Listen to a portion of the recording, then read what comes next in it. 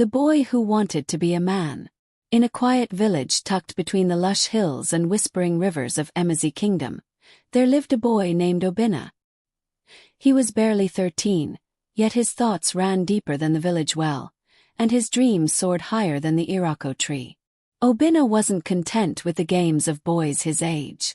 While others played with catapults and chased goats, he sat beside elders during evening fires, asking about the days when men were men, when words held weight, and honor walked with bare feet. From the moment his father died, life took a new turn. Obinna watched his mother, Ezen, labor through every sunrise and return home with her wrapper soaked in sweat. She smiled through her pain, sang as she cooked, and often whispered to herself, "Obinna, my lion's cub, you will grow to wear your father's shoes." Obinna made that his mission. He wanted to be a man, not by age but by character, strength and respect. But becoming a man, as Obinna would learn, was not about broad shoulders or a deep voice. It was a journey lined with trials. One day he approached his uncle, Pa Okuri, an elder known for wisdom and stubbornness in equal measure.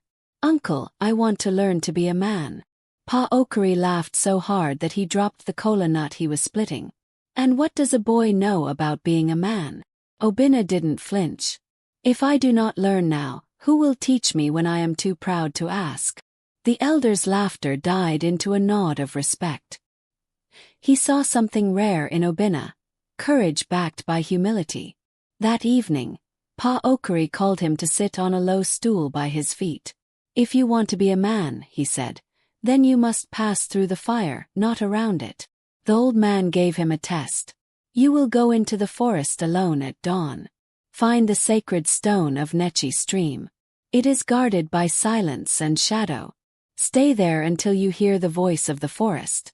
Bring back what you find, not in your hands but in your heart." Obinna rose before the cocks, slung his calabash over his shoulder, and journeyed barefoot into the heart of the forest. The trees seemed taller that morning, their branches like arms of ancestral spirits watching him.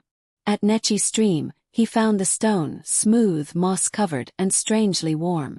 He sat beside it for hours. No animals came. No wind blew.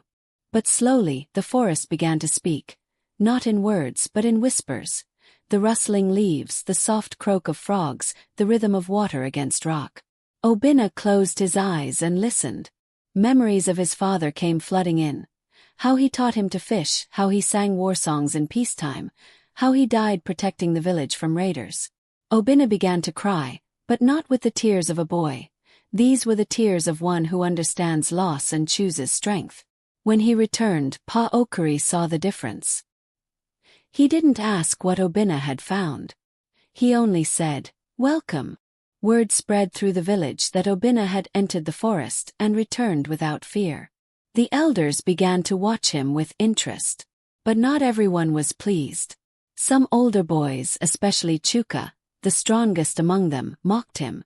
"Do you think you're a man because you sat by a stone?" he sneered. "Come, show us your muscles."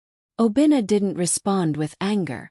"Manhood is not in muscle, but in the mind," he replied calmly. Chuka charged at him in the market square, wanting to fight. But Obinna didn't raise his hand. Instead, he stood still and took the blow without retaliation. The crowd gasped. Ezen, his mother, rushed to pull him away. That night she scolded him. "Why didn't you fight back?" "Because real men don't fight to prove strength," he said. "They fight to protect, not to impress." His words traveled far. Even the village chief, Ease Namdi, summoned him.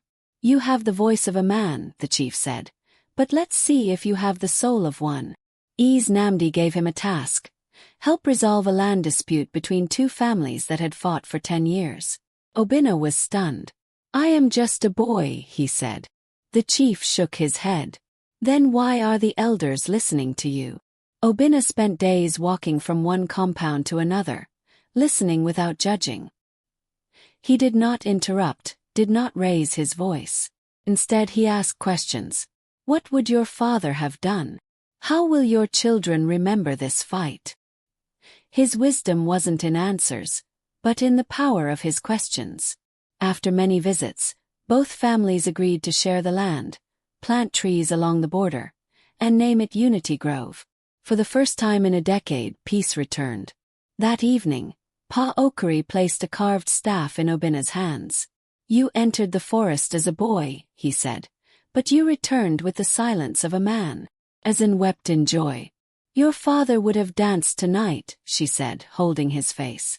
But manhood was not a crown to be worn once and for all.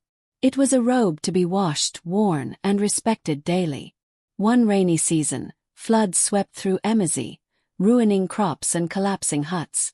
Panic seized the people. The village council fell into confusion, arguing instead of acting. Obinna stood up. "We can build shelters from bamboo and palm leaves. The old can stay in the schoolhouse. Let the youth dig trenches to guide the water away." People listened, not because of his age, but because of his calm in crisis. He did not give orders, he gave direction. Soon the village was moving in unity, and in days safety was restored. On the final night of the flood season, as the skies cleared and the moon bathed Emezi in silver light, the chief gathered the villagers. "A boy who wanted to be a man," he said, "has reminded us all what manhood truly means." Obinna was given the title Omaichi Jiru Nobi, the one who acts with a full heart. Not because he had wealth, not because he had children or wife, but because he had carried the weight of others on shoulders still growing. Years later, Obinna became the youngest elder in the village. And even though his beard was yet to fully blossom, children sat at his feet, women blessed him with prayers, and men greeted him with respect. One evening his son asked, "Papa, when did you become a man?" Obinna smiled and replied, "The day I stopped asking for respect and started living in a way that deserved it." Moral of the story: manhood is not a destination reached by age or force, but a journey marked by responsibility, humility, and service. A true man listens more than he speaks, leads without pride, and stands strong not by fighting others, but by standing for what is right. Obinna teaches us that the boy who desires wisdom will one day lead the wise.